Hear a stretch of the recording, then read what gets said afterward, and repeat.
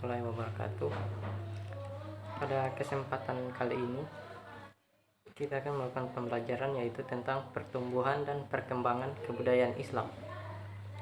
Adapun pertumbuhan dan perkembangan kebudayaan Islam dibagi menjadi dua periode, yaitu periode Makkah dan periode Madinah. Adapun pertumbuhan dan perkembangan kebudayaan Islam yaitu pertama, Arab pra-Islam. Asal usul bangsa Arab. Bangsa Arab dibagi menjadi 3 keturunan, yaitu pertama Arab Ba'idah, yaitu kaum Arab kuno yang sudah punah dan tidak mungkin melacak rincian yang cukup tentang sejarah mereka, seperti kaum Ad, Tasamud, Sam, Judais, Imlak, atau bangsa raksasa dan lain-lainnya. Kemudian kedua, suku Arab Aribah, yaitu kaum Arab yang berasal dari garis keturunan Ya'rib bin Yasjub bin Khotan, atau disebut pula Arab Khotaniyah. Kemudian ketiga, suku Arab Musta'rabah. Suku Arab ini yaitu kaum-kaum Arab yang berasal dari garis keturunan Ismail yang disebut pula Arab Adnaniyah. Kemudian dalam bidang dan pemerintahan dan politik bangsa Arab pra-Islam. Bangsa Arab sebelum Islam tidak pernah dijajah oleh bangsa asing. Bahkan tidak pernah tercipta kesatuan politik di seluruh Jazirah Arab. Kerajaan-kerajaan kecil yang terdapat di Jazirah Arab bagian selatan umumnya berdaulat atas wilayah mereka yang sempit dan sebatas masyarakatnya. Mereka lebih suka hidup berkabilah-kabilah atau berkelompok, dan setiap kabilah atau suku diperintah oleh seorang said, yaitu seorang yang dianggap tertua dan berani di antara anggota kabilah tersebut. Bahkan hubungan kerjasama antara suku hanya didasari atas kepentingan bersama. Kemudian dalam bidang sosial kemasyarakatan Arab pra-Islam. Masyarakat Arab pra-Islam baik nomadik maupun yang menetap hidup dalam budaya kesukuan Badui. Organisasi dan identitas sosial berakar pada keanggotaan dalam suatu rentang komunitas yang luas. Beberapa keluarga membentuk kabilah atau klan. Beberapa kelompok kabilah membentuk suku yang dipimpin oleh seorang sheikh. Mereka sangat menekankan hubungan kesukuan, sehingga kesetiaan atau solidaritas kelompok menjadi sumber kekuatan bagi suatu kabilah atau suku. Bangsa Arab pra-Islam sangat suka berperang, karena itu peperangan antara suku seringkali terjadi di antara mereka. Kemudian dalam bidang ekonomi dan perdagangan, karena Arab terikat dengan keadaan geografis yang tandus, kering, dan gersang, maka pada umumnya kehidupan orang Arab untuk menjalankan ekonominya yaitu bersumber dari kegiatan perdagangan dan peternakan. Maka terkenalah beberapa kota di Hijaz sebagai pusat perdagangan seperti Makkah, Madinah, Yaman, dan lain-lain. Kemudian dalam bidang moral dan agama, kondisi moral, akhlak dan moral masyarakat Arab pra-Islam sangat merosot dan jauh dari norma-norma. Karena di sana sering terjadi penindasan dan kekerasan yang kuat, menindas yang lemah, yang kaya menghisap yang miskin, yang pandai memeras yang bodoh, dan berkembangnya perbudakan. Dan penduduk Arab pra-Islam juga menganut agama yang bermacam-macam, antara lain yang terkenal adalah penyembahan berhala.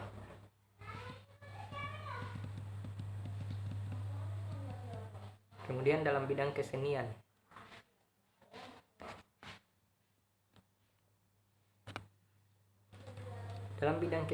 sekitar kota Mekah banyak terdapat pasar-pasar kesenian.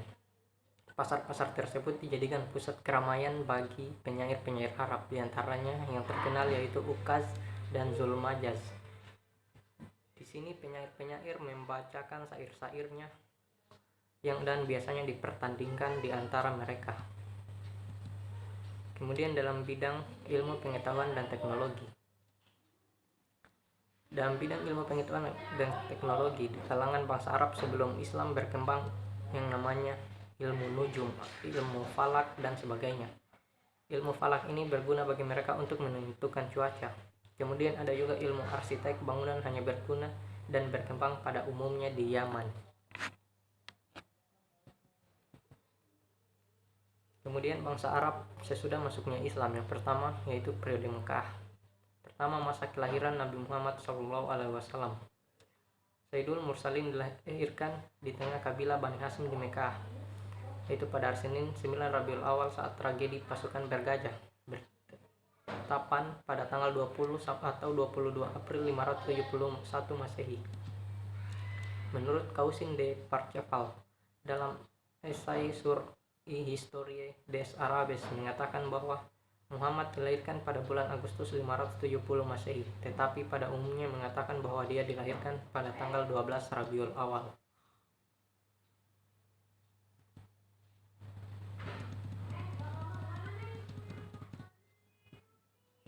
Kemudian kedua, masa kenabian dan kerasulan Muhammad SAW. Tatkala usia beliau mendekati 40 tahun, beliau mulai suka mengasingkan diri, yaitu ketika pengasingan diri di Gua Hira memasuki tahun ketiga tepatnya di bulan Ramadan.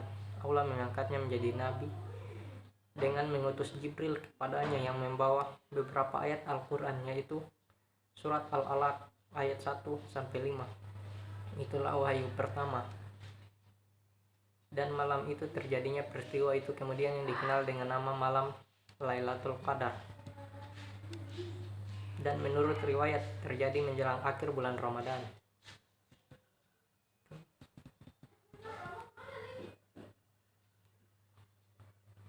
Perjuangan dakwah Rasulullah SAW di Mekah. Secara umum pada periode Mekah, kebijakan dakwah yang dilakukan Nabi Muhammad adalah dengan menonjolkan kepemimpinannya, bukan kenabiannya.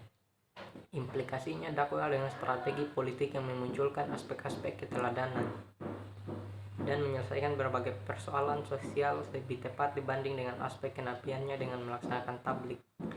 Permulaan dakwah Rasulullah disampaikan kepada kerabat dekat dan para tokoh masyarakat Quraisy seperti Abu Bakar As-Siddiq sebagai sahabat beliau yang paling tulus. Orang-orang yang pertama kali masuk Islam adalah Khadijah, Zaid bin Haris, Ali bin Abi Thalib, Abu Bakar Siddiq, Utsman bin Affan, Az-Zubair bin Al-Awam, Sa'ad bin Abi Waqqas, dan Abdurrahman bin Auf, dan Talqah bin Ubaidillah. Perjuangan dakwah ini dilakukan secara rahasia yang berpusat di rumah Al-Arqam bin Abu Al-Arqam. Dakwah yang bersifat individu ini berjalan selama lebih kurang 3 tahun. Kemudian turunlah perintah kepada Nabi SAW untuk menyampaikan dakwah kepada kaumnya secara terang-terangan dan menentang kebatilan mereka serta menyerang berhala-berhala mereka.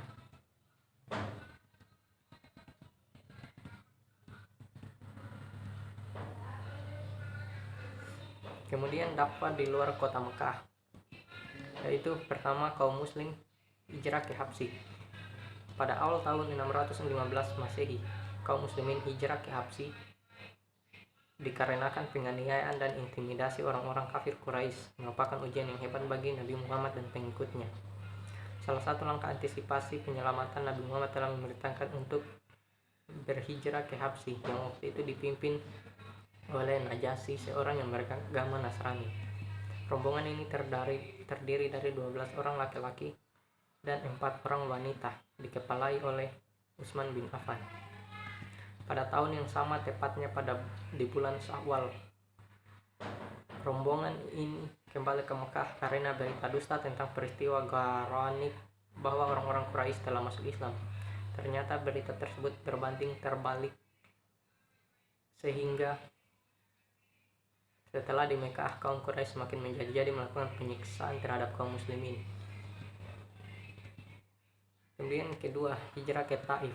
Pada bulan Syawal tahun ke-10 kenabian atau tepatnya pada penghujung bulan Mei atau awal Juni tahun 619 Masehi, Rasulullah pergi menuju kota Taif yang letaknya sekitar 60 mil dari kota Makkah dengan harapan semoga Allah memberikan petunjuk kepada penduduknya untuk memeluk Islam. Tapi pada kenyataannya penduduk Taif justru menolak beliau dengan penolakan yang lebih buruk. Mereka menuntut beberapa mukjizat tertentu darinya, seperti mereka meminta agar beliau dapat membelah bulan menjadi dua. Lalu beliau memohonkan kepada Allah agar memperlihatkan kepada mereka. Namun orang-orang Taif tetap pada kekafirannya. Kemudian ketiga, peristiwa Isra dan Miraj. Isra yaitu Rasulullah diperjalankan dari Masjidil Haram ke Masjidil Aqsa, yaitu Baitul Maqdis, setelah menyebarkan Islam di Mekah kepada orang-orang Quraisy dan kabilah-kabilahnya.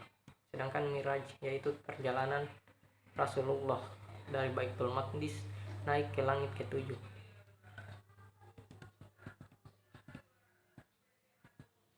Kemudian keempat, Baiat al-Aqabah. Pada musim haji sesudah perang Buat, berangkatlah serombongan orang-orang Kharaj menuju Mekah untuk berhaji. Semain di Mekah, mereka ditemui Rasulullah di Aqabah, dan pada saat itu pula mereka mendengarkan dakwah beliau lalu menerimanya. Ketika tiba musim haji tahun berikutnya, datanglah ke Mekah 12 orang penduduk Yastrib untuk menemui Rasulullah di Aqabah. Kemudian pada malam harinya mereka melakukan baiat, tanda setia kepada beliau yang disebut dengan baiat An-Nisa atau baiat al-Aqabah al-Ula. Pada tahun 622 Masehi terjadi sumpah setia kedua yang bersihkan pernyataan bahwa mereka tidak hanya menerima Muhammad sebagai nabi dan menjauhi perbuatan dosa, akan tetapi juga mereka sanggup berperang membela Tuhan dan Rasulnya.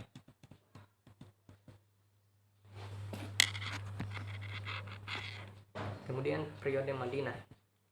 Pertama, hijrah Rasulullah SAW. Melihat pesatnya dakwah Islam di Yastrib dan masuknya suku Aus dan Khazraj, maka Nabi SAW memerintahkan umatnya untuk berhijrah ke kota itu secara perorangan atau kelompok kecil agar tidak diketahui oleh orang-orang Quraisy. Sedangkan Nabi sendiri menyusul dan sampai di sana pada 24 September 622 yang ditemani oleh Abu Bakar As-Siddiq. Kedua, membangun masyarakat Islam. Selama 13 tahun, Nabi Muhammad SAW telah menegakkan tauhid di Mekah dengan penuh tantangan dan siksaan dari kaum kafir Quraisy. Selama itu pula belum terbentuk komunitas Islam karena jumlahnya sedikit dan penuh dengan tekanan musuh. Maka ketika hijrah ke Madinah, barulah terbentuk masyarakat Islam. Adapun usaha dalam membangun masyarakat Islam di Madinah, yang pertama, membentuk pemerintahan. Nabi Muhammad SAW di samping sebagai Rasul, beliau diangkat oleh suku Aus dan Khazraj sebagai pemimpin. Usaha yang dilakukan Nabi untuk mengatur umat Islam di Madinah membentuk konstitusi yang disebut dengan Piagam Madinah yang bersisi 47 pasal, diantaranya 5 poin yang terpenting, yaitu bahwa komunitas ini mempunyai kepentingan agama dan politik. Kedua, kemerdekaan beragama terjamin bagi semua komunitas.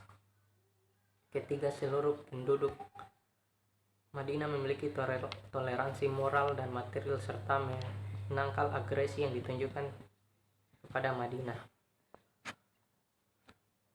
Kemudian keempat, Rasulullah adalah pemimpin tertinggi penduduk Madinah. Dan kelima, penetapan dasar politik, ekonomi, dan sosial bagi setiap komunitas.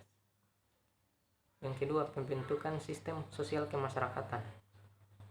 Rasulullah membentuk sistem sosial kemasyarakatan seperti mempersaudarakan di antara kaum muslimin. Mereka kemudian membagikan rumah yang mereka miliki, bahkan juga istri-istri dan harta mereka. Rasulullah telah menciptakan sebuah kesatuan yang berdasarkan agama sebagai pengganti dari persatuan yang berdasarkan kabilah. Kemudian dalam dakwah, Rasulullah mendirikan beberapa masjid sebagai tempat penyelenggaraan ibadah dan juga tempat pendidikan agama, dan juga tempat menjadi pusat pertemuan umat Islam untuk bermusyawarah. Kemudian dalam bidang militer, Nabi Muhammad SAW membentuk pasukan perang yang terdiri dari kaum Muhajirin dan kaum Ansar karena sering terjadi peperangan. Kemudian dalam bentuk ekonomi dan sumber keuangan negara, Rasulullah SAW memperhatikan dan mengatur perdagangan dan transaksi sesuai dengan norma-norma yang dianjurkan, seperti bersikap adil, kesaksian yang jujur, dan tidak melakukan praktek riba. Dan tentang pengolahan pertanian, beliau menyerahkan kepada masyarakat Madinah karena mereka lebih ahli daripada orang-orang Mekah. Adapun masa peperangan, yaitu pertama, Perang Badar al-Kubra. Perang ini terjadi di Badar tahun itu sekitar 144,5 km sebelah barat daya Madinah pada bulan Ramadan. Besar kekuatan umat muslim sebanyak 313 orang laki-laki, sementara dari kaum kafir Quraisy berjumlah sekitar 1.000 orang. Berkat pertolongan Allah, kemudian dengan perjuangan umat Islam yang dipimpin oleh Nabi, umat Islam mampu memukul mundur pasukan kafir Quraisy. Kemudian kedua, perang Uhud. Perang Uhud ini terjadi tahun 625 Masehi pada pertengahan bulan Sa'ban pada tahun kedua Hijriah. Perang ini disebabkan adanya dendam kaum kafir Quraisy yang meluapkan karena kekalahannya pada perang Badar. Dalam perang ini kaum muslimin mengalami kekalahan dan tidak luput Rasulullah pun terluka dan giginya serinya tanggal atau tercabut. Kemudian pada perang Ahzab. Pada perang ini terjadi tahun ke-5 Hijriah disebabkan oleh rasa dendam orang-orang kafir Quraisy masih tersisa dan mereka mengira bahwa Nabi Muhammad SAW telah kalah dan tersingkir karena perang Uhud. Perang ini juga dinamakan Khandaq karena usulan dari Salman Al-Faris untuk menggali parit. Sebelumnya kaum muslimin diboikot sehingga mengalami kelaparan. Saking laparnya Rasulullah dan kaum muslimin sampai mereka meletakkan batu pada perut. Kemudian perang Khaybar terjadi pada bulan Muharram tahun ke-7 Hijriah yang disebabkan oleh orang-orang Khaybar yang menjadi sarang makar pusat konspirasi, tempat memprovokasi, sumber keonaran dan pemicu api peperangan. Mereka menghasut Bani Quraisyah melakukan pengkhianatan dan bersekutu dengan kaum Zindik. Kemudian terakhir wafatnya Rasulullah SAW pada tanggal 28 atau 29 bulan Safar tahun 11 Hijriah. Rasulullah SAW menghadiri penguburan jenazah seorang sahabat di Baqi. Ketika kembali di tengah perjalanan, beliau merasakan pusing dan panas mulai merambat di sekujur tubuh.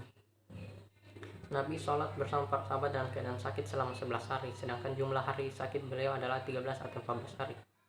Rasulullah SAW wafat pada saat waktu duha sedang panas-panasnya, yaitu pada hari Senin 12 Rabiul Awal tahun 11 Hijriah. Umur beliau saat itu telah mencapai 63 atau 64 tahun lebih 4 hari. Rasulullah SAW hidup 3 tahun lamanya setelah memakan kambing yang telah diracuni di Khaybar sampai beliau jatuh sakit yang mengantarkan kepada kematian. Mungkin itu saja yang bisa disampaikan pada hari ini tentang pertumbuhan dan perkembangan kebudayaan Islam.